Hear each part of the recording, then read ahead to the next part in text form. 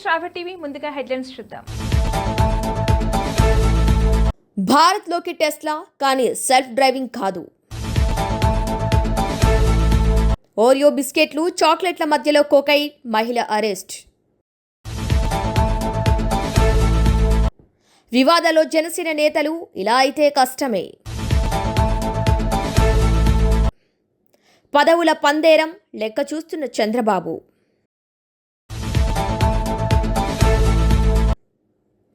బీఎస్ఈకి bomb బెదిరింపులు.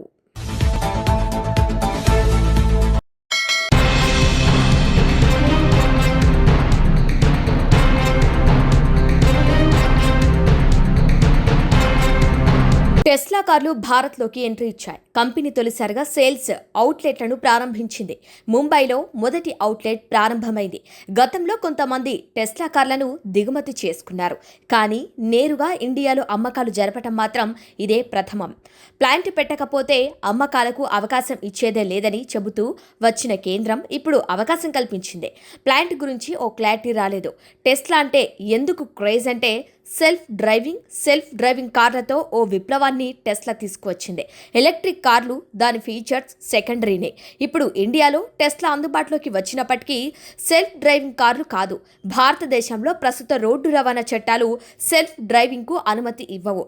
Tesla full self driving software level 2+ automation అందిస్తుంది. ఇంకా భారత రోడ్లపై ఉపయోగం కోసం ఆమోదం పొందలేదు. ఒకవేళ అనుమతి వచ్చినా భారత రోడ్లపై ఉండే పరిస్థితుల వల్ల టెస్లా ఆటో పైలట్ లేదా FSD సాంకేతికతను అమలు చేయటం అసాధ్యం. ఈ సాంకేతికత ప్రధానంగా స్పష్టమైన రోడ్డు గుర్తులు, నిర్మాణాత్మక రోడ్లపైన మాత్రమే సాధ్యమవుతుంది. టెస్లా FSD సిస్టమ్ కెమెరా ఆధారిత విధానంపై ఆధారపడుతుంది. హై డెఫినేషన్ మ్యాపింగ్ అవసరం ఉంటుంది. ప్రస్తుతం భారత్లో లెవెల్ 1, లెవెల్ 2 ఆటోమేషన్ కొన్ని కార్లలో అందుబాటులో ఉన్నాయి. కానీ ఇవి పూర్తి సెల్ఫ్ డ్రైవింగ్ కాదు.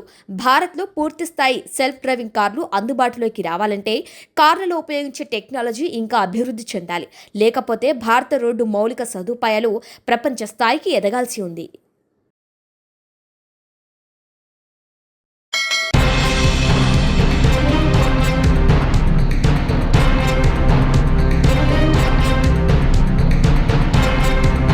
కాలిపోయిన ట్రాన్స్ఫార్మర్ స్థానంలో కొత్తది ఏర్పాటు చేయాలని కామారెడ్డి మండలం చిన్నమల్లారెడ్డి గ్రామంలో రైతులు ధర్నా చేపట్టారు.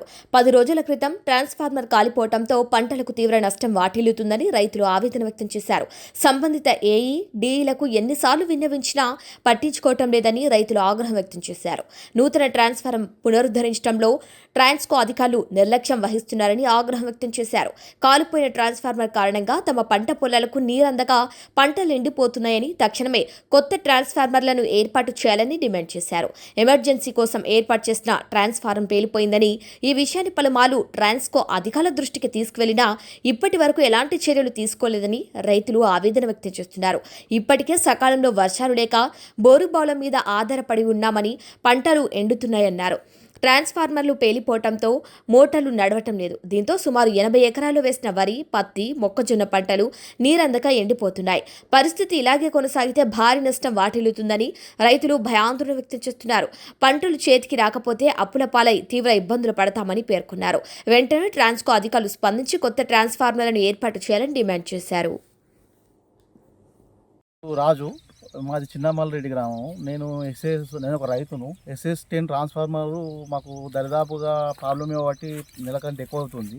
పోయిన నెలలో ఒకసారి కాలిపోతే 10 రోజుల వరకు వాళ్ళు అసలు ట్రాన్స్ఫార్మర్ ఇవ్వలేదు. మళ్ళీ నేను ఏఈ గారితో మాట్లాడిన తర్వాత అసలు మాట్లాడకపోతేనేమో ఒక 1 వీక్ పడుతుందని చెప్పారు. మాట్లాడిన తర్వాత అదే రోజు వెంటనే పంపించారు. పంపించింది కూడా ఎలా పంపించారంటే చూడు, మొత్తం ఉబ్బిపోయి పేలిపోయింది. అది ఎన్ని రోజులు అంటే ఒక 10 రోజులు కూడా నడవలేదు. అది 10 రోజులు నడవలేదు. మళ్ళీ ఇప్పుడు కరెక్ట్ ఏంటంటే మేము వరి నాటేసుకునే టైం, పైన ఎండలు కొడుతుంది, వర్షాలు లేవు. మా సమస్యలు పట్టించుకునేటోళ్ళే లేరు అసలు. మేము పొద్దున్న నుంచి ఏఈ కాల్ చేస్తున్నాము, డీఈ కాల్ చేస్తున్నాము. ఇప్పుడు గత ఒక 15 నిమిషాల క్రితము మన ఏడీ గారు కాల్ లిఫ్ట్ చేసి సమస్యను పరిష్కరించేందుకు చూస్తాము. సమస్య పరిష్కారం అవుతుందో మాకు ఏమో అర్థం కావట్లేదు. కానీ దీన్ని తొందరగా పట్టించుకొని రైతుల సమస్యను తొందరగా పరిష్కరించాలని నేను కోరుతున్నాను. టైము వరి నాట్ల టైం ఆల్రెడీ నీళ్ళు వేసుకొని కూర్చున్నాము. కొంతమంది నాట్లు వేసి ఆల్రెడీ ఎండిపోయినాయి ఆల్రెడీ. వాళ్ళు మళ్ళీ కొట్టించేసి మళ్ళీ వేసుకోవాల్సిన పరిస్థితి. అది కొందరు వేయలేరు. వేసినవి కూడా మొత్తం బండలాగా వారిపోయినాయి. మొత్తం అసలు ఇలాంటి అది లేదు. ఇప్పుడు మెయిన్ పశువులకు చిన్నమల్రెడ్డి అంటేనే పశువులకు నీళ్ళు ఎట్లా పెట్టాలా, అసలు మేతలు ఎట్లా వారబెట్టుకోవాలా, అసలు మాకేం అర్థం కావట్లేదు. ఈ అధికారులు ఏమో పట్టించుకోవట్లేదు. వర్షాలు పైన లేవు, ఈ ఎండలు కొడుతున్నాయి, ఈ అధికారులు ఏమో ఇట్లా మొత్తం నెగ్లెక్ట్ చేస్తున్నారు. దీన్ని ఏ విధంగా తొందరగా సమస్యను పరిష్కారం చేయాలి. మాకు ట్రాన్స్ఫార్మర్ ఆన్ కావాలా, 24 గంటల్లో ట్రాన్స్ఫర్ ఆన్ కావాలా. లేకపోతే మూకుమ్మడిగా ఈ ట్రాన్స్ఫర్కి ఎన్ని కలెక్షన్లు ఉన్నాయో మాతో పాటు వేరే ట్రాన్స్ఫర్ వాళ్ళని కూడా తీసుకుపోయి మేము కామారెడ్డి ఏసీ సబ్స్టేషన్. మాకు ట్రాన్స్ఫార్మర్ ప్రాబ్లం ఉంది. ఇంతకుముందుకు 15 డేస్ క్రితం ఒకటి ఖరాబ్ అయింది. అప్పుడు తీసుకెళ్ళారు. మళ్ళీ కొత్త ట్రాన్స్ఫార్మర్ మళ్ళీ 5 రోజులకు ఇచ్చారు. ఇచ్చిన తర్వాత ఇది మళ్ళీ ఈ ఇచ్చిన ట్రాన్స్ఫర్ ఏమైందంటే మొత్తం ప్రాబ్లం ఉంది. పగిలిపోయింది, మొత్తం ఆయిల్ చిమ్ముతుంది. అక్కడ ఎవరన్నా ఇన్కేస్ చూసుకోకుండా పోయినా కానీ మొత్తం వేసుకున్న వాళ్ళు మొత్తం పర్రెలు వాస్తున్నాయి నీళ్ళు లేక. మాకు కనీసం వాటర్ తాగడానికి కూడా వాటర్ లేవు. మళ్ళీ ప్లస్ ఇప్పుడు నాట్లు వేసిన వాళ్ళే పర్రెలు వాసినాయి. ఏడీకి మళ్ళీ ఏఈకి ఫోన్ చేసినా కానీ ఒక్కరు కూడా రెస్పాండ్ కావట్లేదు. పొద్దున్న నుంచి ఇప్పటి వరకు ట్రాన్స్ఫార్మర్ దగ్గరే ఉన్నాం. ఏఈకి ఫోన్ చేస్తే ఇప్పటికి 20 టైమ్స్ కాల్ చేసినాం, ఒక్కరు కూడా రెస్పాన్స్ కాలేదు. కనీసం వర్షం కూడా పడుతుందేమో అంటే అది కూడా వర్షం లాభం కూడా ఏం లేదు. ఇప్పుడు వేసుకున్న వాళ్ళం అందరం మొత్తం నష్టపోతున్నాం. మాకు ఇప్పుడు వెంటనే ట్రాన్స్ఫార్మర్ కావాలి. లేకపోతే మేము ఖచ్చితంగా కామారెడ్డి లేదా అదర్ చిన్నమల్రెడ్డి బస్ స్టాండ్ దగ్గర ధర్నా చేయడానికి సిద్ధంగా ఉన్నాం మేము.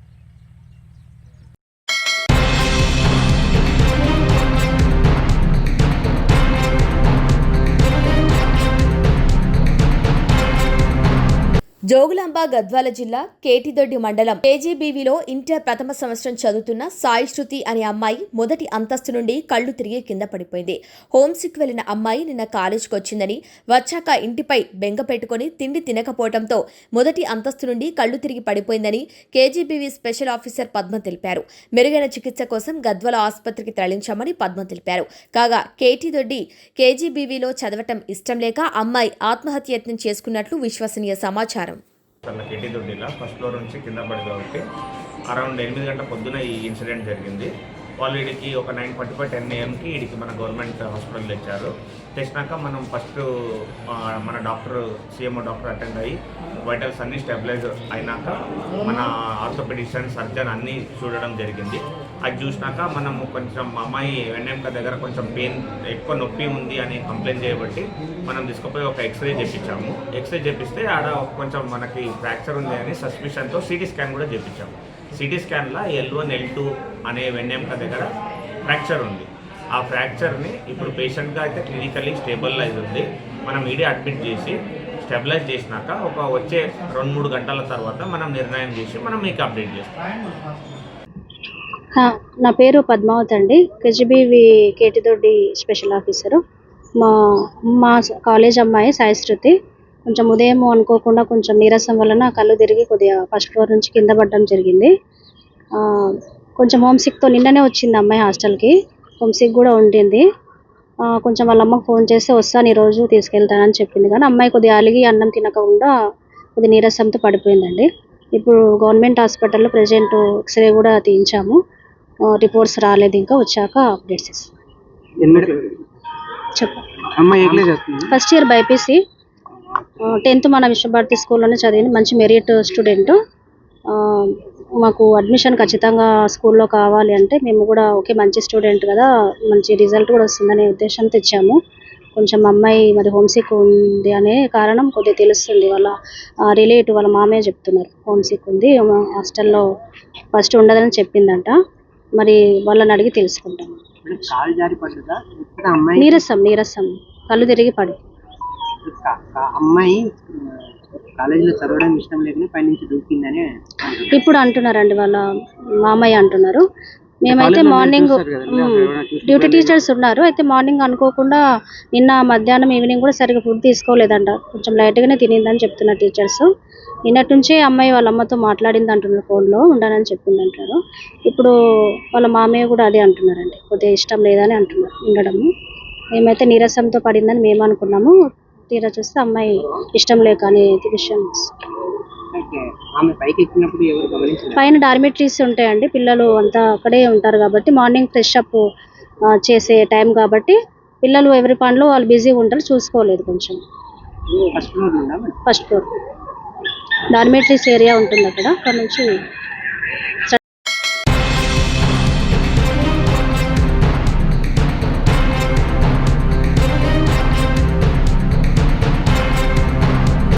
$62 కోట్ల విలువైన కోకైన్ను తరలిస్తున్న మహిళను ముంబైలో డాక్టరేట్ ఆఫ్ రెవెన్యూ ఇంటెలిజెన్స్ అధికారులు అరెస్ట్ చేశారు.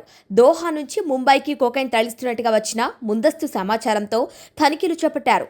ఓరియో బిస్కెట్స్, చాక్లెట్స్ మధ్యలో మహిళ కోకైన్ ఉంచినట్లు గుర్తించారు. కేసు నమోదు చేశారు పోలీసులు.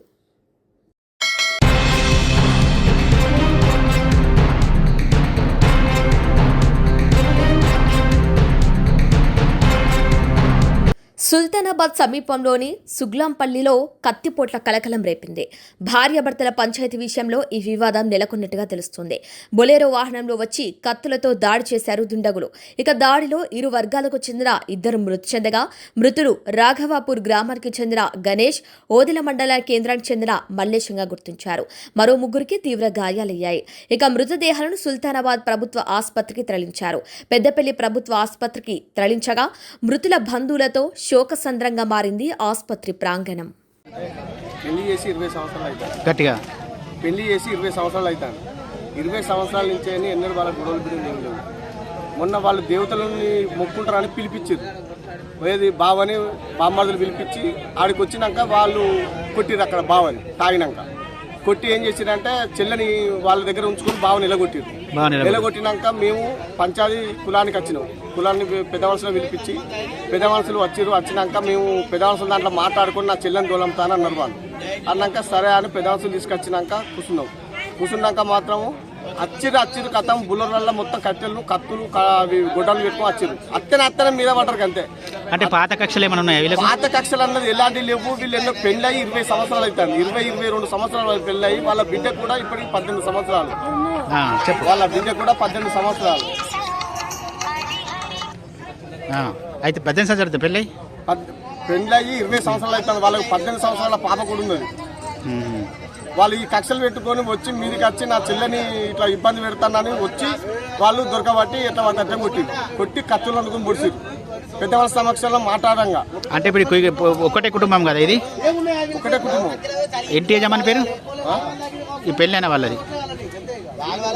ఈరోజు సుగ్లాంపల్లి విలేజ్ దగ్గర సుల్తానాబాద్ మండలం అక్కడ నోటం లక్ష్మి, భర్త పేరు మారయ్య, వీళ్ళ ఇద్దరి మధ్యలో కుటుంబ కలహాల వలన వాళ్ళు పంచాయతీ చేసుకోవడానికి బోత్ పార్టీస్, లక్ష్మి వాళ్ళ ఫ్యామిలీ అండ్ రిలేటివ్స్, అదేవిధంగా మారయ్య వాళ్ళ ఫ్యామిలీ అండ్ రిలేటివ్స్ కూడా అక్కడ సుగ్లాంపల్లి దగ్గర వాళ్ళు పంచాయతీ చేసుకునే క్రమంలో అక్కడ వాళ్ళ ఇద్దరి మధ్యలో గొడవ జరిగి, బోత్ పార్టీస్ మధ్యలో గొడవ జరిగి అక్కడ ఒకరి మీద ఒకరు అటాక్ చేసుకోవడం అనేది జరిగినట్టుగా తెలిసింది.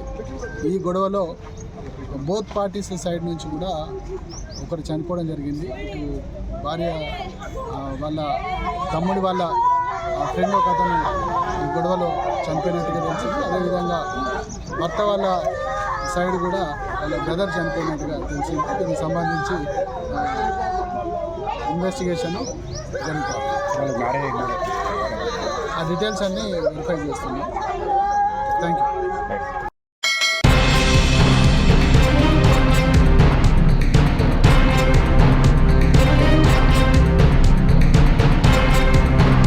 ఏపీలోని కూటమి ప్రభుత్వం నామినేటెడ్ పదవులను నాయకులకు కట్టబెట్టేందుకు రంగం రెడీ చేసింది. మరో 15 నుంచి 20 రోజుల్లోనే నామినేటెడ్ పదవులను భర్తీ చేయనున్నట్లు సీఎం చంద్రబాబు గ్రీన్ సిగ్నల్ ఇచ్చారు. ఈ దఫా దాదాపు 3000 నామినేటెడ్ పదవులను భర్తీ చేయాలని భావిస్తున్నారు. ఎన్నికల్లో బలంగా పనిచేసిన వారు, పార్టీ కోసం కష్టపడిన వారు చాలా మందే ఉన్నారు. వీరిలో కొందరికి ఇప్పటికే చైర్మన్లు పదవులు ఇచ్చారు. కానీ మరింత మంది ఆయా పదవుల కోసం వేచి చూస్తున్నారు. ఈ క్రమంలో పార్టీని మరింత పుంజుకునేలా చేయాలంటే నాయకులను, కార్యకర్తలను ఉత్సాహంగా ముందుకు నడిపించాలంటే ఖచ్చితంగా పదవులు ఇవ్వాల్సిందేనన్న నిర్ణయానికి చంద్రబాబు వచ్చారు. ప్రస్తుతం నాయకులు క్షేత్రస్థాయిలో తీవ్ర అసంతృప్తితో ఉన్నారు. వీరిని బుజ్జగిచ్చేందుకు ఇప్పటి వరకు పలు ప్రయత్నాలు చేసినా ఫలించలేదు. ఈ నేపథ్యంలో పదవులు కొడితే తప్ప పని జరగదని చంద్రబాబు డిసైడ్ అయ్యారు. ఈ నేపథ్యంలోనే 3000 పైచిలుకు పోస్టులను భర్తీ చేయాలని నిర్ణయించారు.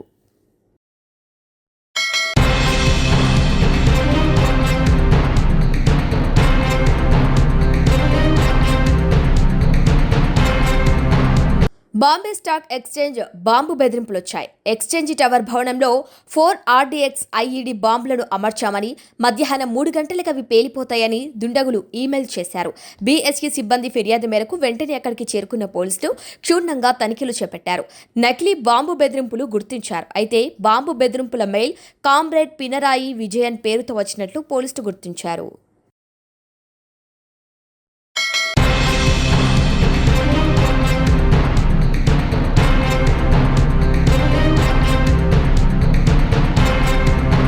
జనసేన నాయకులు వరుస వివాదాల్లో చిక్కుకుంటున్నారు.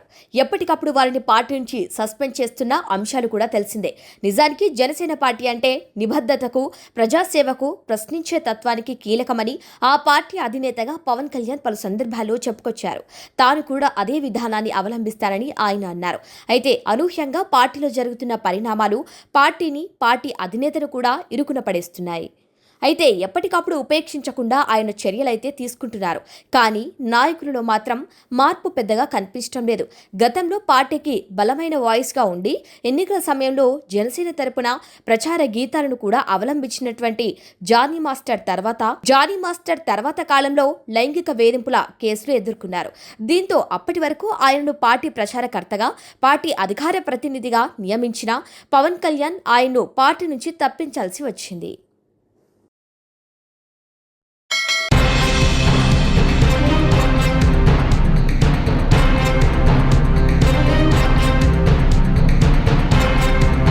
బులెటిన్ హెడ్లైన్స్ మరొకసారి.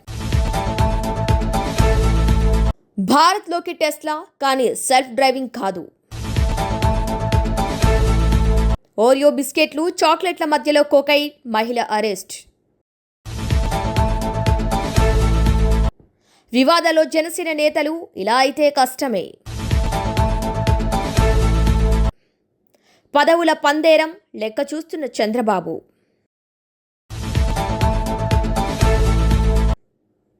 BSEకి బాంబు బెదిరింపులు. ఇవి వాళ్ళ బులెటిన్ అప్డేట్స్. కీప్ వాచింగ్ స్ట్రాబె టీవీ.